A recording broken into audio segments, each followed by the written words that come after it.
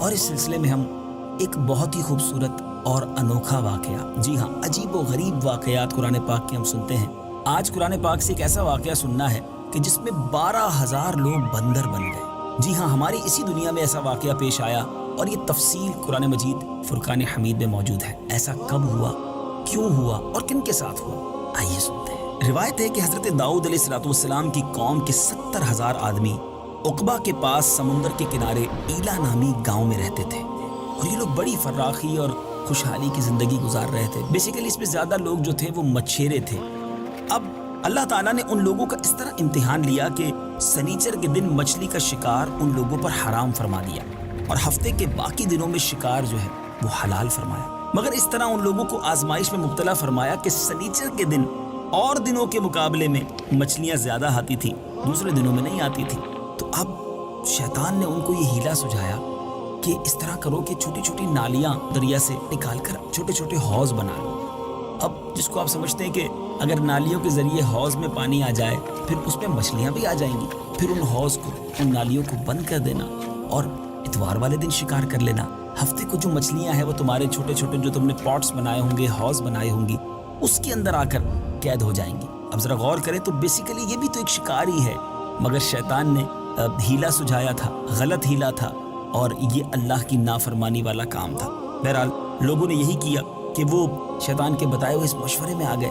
اب ان لوگوں میں، ان یہودیوں میں 3 گروہ بن گئے، 3 گروپس ہو گئے۔ کچھ لوگ ایسے تھے جو شکار کے اس شیطانی ہیلے سے منع کرتے رہے اور ناراض و بیزار ہو کر ان لوگوں سے الگ رہے، باز رہے۔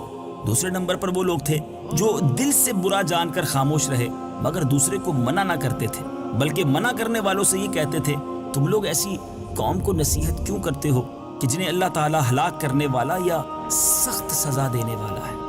تیسرے قسم کے لوگ وہ تھے جو سرکش تھے، نافرمان تھے، جنہوں نے حکم خدا بندی کی اعلانیہ مخالفت کی۔ سنیچر کے دن شکار کرنا منع تھا، مگر پھر بھی ہیلے بہانوں سے انہوں نے گویا شکار کرنا شروع کر دیا۔ اب یہ 3 قسم کے گروہ اس قوم کے اندر بن گئے۔ اب جب نافرمانوں نے منع کرنے کے باوجود شکار کر لیا تو منع کرنے والی جماعت نے کیا کیا؟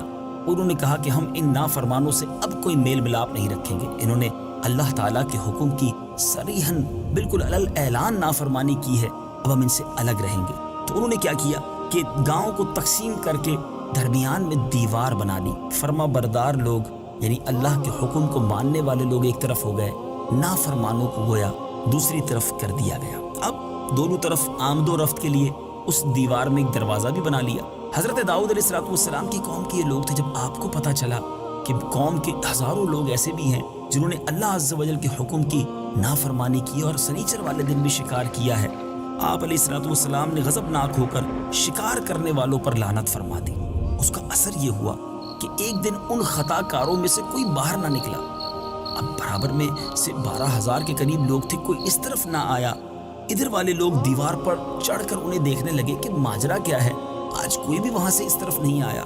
میٹھے میٹھے اسلامی بھائیوں، جب انہوں نے انہیں دیوار پر چڑھ کر دیکھا تو پتہ چلا کہ وہ 12,000 کے قریب جو لوگ تھے وہ بندر بن چکے تھے، ان کے چہرے مسخ ہو چکے تھے۔ اب دروازہ کھولا گیا تو وہ مجرم جو تھے، جو بندر بن چکے تھے، وہ داخل ہوئے۔ اب اس کے بعد کوئی لباس کو سونگتا تھا، اپنے رشتہ دار کے قریب بھی آتا تھا۔ لیکن ذرا سوچئے نا، اگر کسی کی شکل ہی بدل گئی ہے تو اپنے رشتہ دار کو کوئی کیسے پہچانے گا؟ ہاں، وہ بندر پہچانتے تھے اس طرف والوں کو اور ان کے لباس کو سونگ کر روتے رہتے، لیکن انہیں نہیں پتہ چلتا تھا کہ یہ کون شخص ہے، میرے خاندان کا کون سا فرد ہے۔ بہرحال میٹھے اسلامی بھائیوں، یہ 3 دن تک زندہ رہے، لیکن ان 3 دنوں میں کچھ کھا پی نہ سکے، یوں ہی بھوکے پیاسے سارے ہلاک ہو گئے۔ شکار سے منع کرنے والا گروہ ہلاکت سے سلامت میں رہا، اور صحیح قول یہ ہے کہ دل سے برا جان کر خاموش رہنے والوں کو بھی اللہ تعالیٰ نے اس عذاب سے بچا لیا۔ کیسا عجیب و غریب واقعہ ہے۔ اس واقعے کا اجمالی بیان تو سورہ بقرہ میں ہے۔ آئیے سورہ بقرہ کی پارہ 1 آیت نمبر 65 کی تلاوت بھی سنتے ہیں اور ترجمہ بھی سنتے ہیں۔ وَلَقَدْ عَلِمْتُمُ الَّذِينَ اعْتَدَوْا مِنكُمْ فِي السَّبْتِ فَقُلْنَا لَهُمْ كُونُوا قِرَدَةً خَاسِئِينَ۔ ترجمہ: اور یقیناً تمہیں معلوم ہیں وہ لوگ جنہوں نے تم میں سے ہفتے کے دن میں سرکشی کی، تو ہم نے ان سے کہا کہ دھتکارے ہوئے بندر بن جاؤ، اور یہ واقعہ تفصیل سے سورہ اعراف میں ہے، چنانچہ پارہ 9 سورہ اعراف آیت نمبر 163 تا 166 کی تلاوت بھی سنیے اور اس کا ترجمہ بھی سنیے۔ واسألهم عن القرية التي كانت حاضرة البحر إذ يعدون في السبت إذ تأتيهم حيتانهم يوم سبتهم شرعا ويوم لا يسبتون لا تأتيهم كذلك نبلوهم بما كانوا يفسقون۔ ترجمہ، اور ان سے اس بستی کا حال پوچھو جو دریا کے کنارے پر تھی جب وہ ہفتے کے بارے میں حد سے بڑھنے لگے، جب ہفتے کے دن تو مچھلیاں پانی پر تیرتی ہوئی ان کے سامنے آتی اور جس دن ہفتہ نہ ہوتا اس دن مچھلیاں نہ آتی، اسی طرح ہم ان کی نافرمانی کی وجہ سے ان کی آزمائش کرتے تھے۔ وَإِذْ قَالَتْ أُمَّةٌ مِّنْهُمْ لِمَ تَعِظُونَ قَوْمًا اللَّهُ مُهْلِكُهُمْ أَوْ مُعَذِّبُهُمْ عَذَابًا شَدِيدًا قَالُوا مَعْذِرَةً إِلَى رَبِّكُمْ وَلَعَلَّهُمْ يَتَّقُونَ۔ ترجمہ، اور جب ان میں سے ایک گروہ نے کہا تم ان لوگوں کو کیوں نصیحت کرتے ہو جنہیں اللہ ہلاک کرنے والا ہے یا انہیں سخت عذاب دینے والا ہے، انہوں نے کہا تمہارے رب کے حضور عذر پیش کرنے کے لیے اور شاید یہ ڈریں۔ فَلَمَّا نَسُوا مَا ذُكِّرُوا بِهِ أَنجَيْنَا الَّذِينَ يَنْهَوْنَ عَنِ السُّوءِ وَأَخَذْنَا الَّذِينَ ظَلَمُوا بِعَذَابٍ بَئِيسٍ بِمَا كَانُوا يَفْسُقُونَ۔ ترجمہ، پھر جب انہوں نے اس نصیحت کو بھلا دیا جو انہیں کی گئی تھی تو ہم نے برائی سے منع کرنے والوں کو نجات دی اور ظالموں کو ان کی نافرمانی کے سبب برے عذاب میں گرفتار کر دیا۔ فَلَمَّا عَتَوْا عَمَّا نُهُوا عَنْهُ قُلْنَا لَهُمْ كُونُوا قِرَدَةً خَاسِئِينَ۔ ترجمہ، پھر جب انہوں نے ممانعت کے حکم سے سرکشی کی ہم نے ان سے فرمایا دھتکارے ہوئے بندر بن جاؤ۔ میٹھے میٹھے اسلامی بھائیو، اس واقعے سے سیکھنے کو کیا ملا؟ پہلے تو یہ سمجھ آتا ہے کہ وہ لوگ جو اللہ کے نبی کی نافرمانی کرتے ہیں اور اگر نبی علیہ السلام ان سے ناراض ہو جائیں تو اللہ کا غضب کیسا نازل ہوتا ہے، انسان بندر تک بن سکتا ہے۔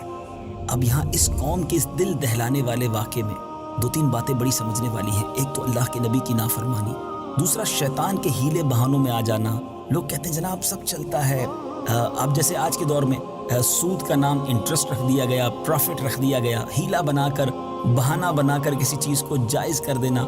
جب تک علماء حق، ہمیں علماء اہل سنت ہماری رہنمائی نہ کریں، اپنے طور پہ ڈیسیشنز نہ لیا کریں کہ یہ بھی ٹھیک ہے تو وہ بھی ٹھیک ہے، نہیں، شیطان تو چاہتا یہی ہے کہ ہم شریعت کی راہ سے ہٹ کر گناہوں بھرے راستے پر آ جائیں۔ اور پھر دوسری بات پیچھے اسلامی بھائیوں، ہمیں یہ سمجھ آ رہی ہے کہ جب بھی روزی کمائی جائے بالخصوص اس میں فقط رزق حلال ہی کی طرف جانا چاہیے۔ اللہ کی نافرمانی کر کے رزق جو کماتے ہیں وہ برباد ہوتے ہیں۔ اللہ مجھے اور آپ کو اپنے اور اپنے حبیب علیہ السلام کا فرما بردار بھی بنائے، فقط رزق حلال کمانے والا بنائے، رزق حرام سے ہم سب کو محفوظ فرمائے اور ہم سب کے رزق حلال میں خوب برکتیں عطا فرمائے۔ قرآن پاک کے نور سے ہم سب کے دلوں کو منور فرمائے۔ ایک قصہ ہے قرآن سے، سلسلہ اسی نیت کے ساتھ لے کر حاضر ہوتے ہیں تاکہ ہمیں معلوم ہو کہ قرآن پاک میں کیسے عجیب و غریب واقعات ہیں اور اس میں ہمارے لیے کیسے کیسے درس پوشیدہ ہیں۔ اللہ تبارک و تعالیٰ سے ہم سب دعا کرتے ہیں ہم سب کو روزانہ تلاوت قرآن مجید کی توفیق عطا فرمائے۔ صلو علی الحبیب صلی اللہ تعالی علی محمد صلی اللہ علیہ وسلم۔